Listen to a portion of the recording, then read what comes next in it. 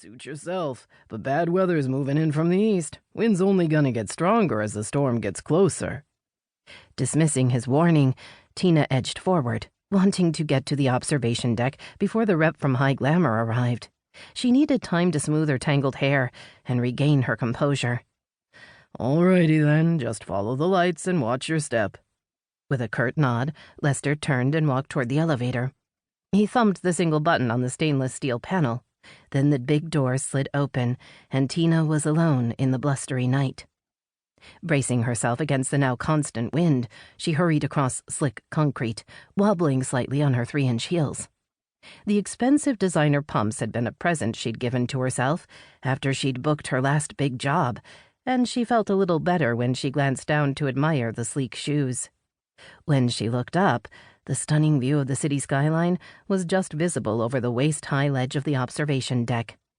Forgetting her plan to play it cool, Tina gasped in pleasure and rushed forward to lean against the smooth metal of the guardrail.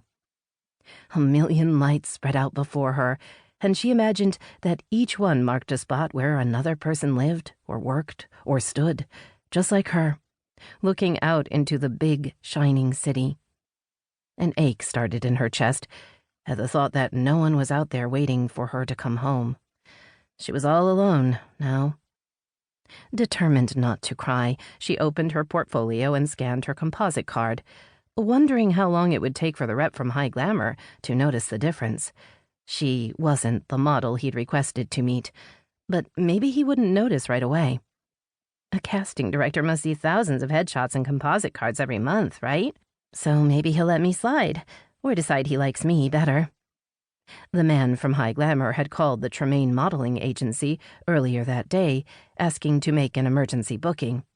A model had canceled on him at the last minute, and he needed to find a replacement before the magazine's cover shoot the next day.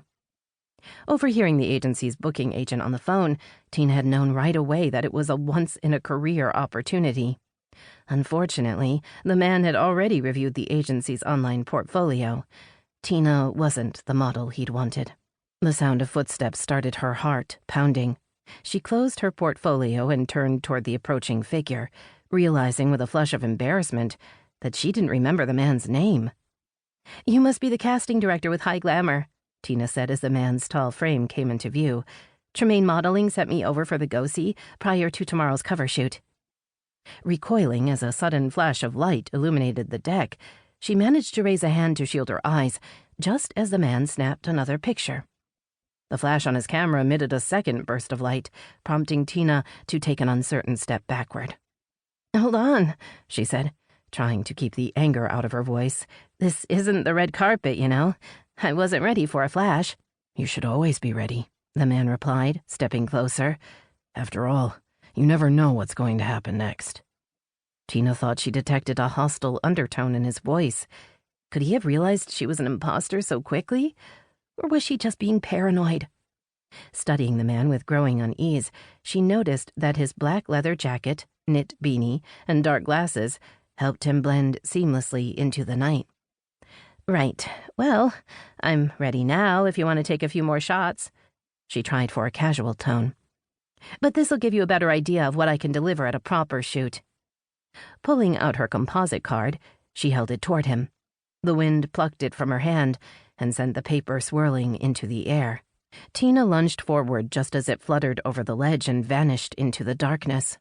Leaning over the rail, she glimpsed the streetlights 600 feet below and gasped. "That sure is a long way to fall." The man was suddenly beside her. His softly spoken words hung in the air as he looked down, then turned to her and frowned. "You don't match the headshot I saw online." The hard set to his jaw made Tina take a step backward. Looking past his solid frame, she surveyed the deserted terrace, wondering how long it would take Lester, the friendly security guard, to make his rounds of the big building. "You are blonde and beautiful," the man continued in a cold voice that raised the hair on the back of her neck. "But you're definitely not the girl I was expecting to meet. You're not Katie."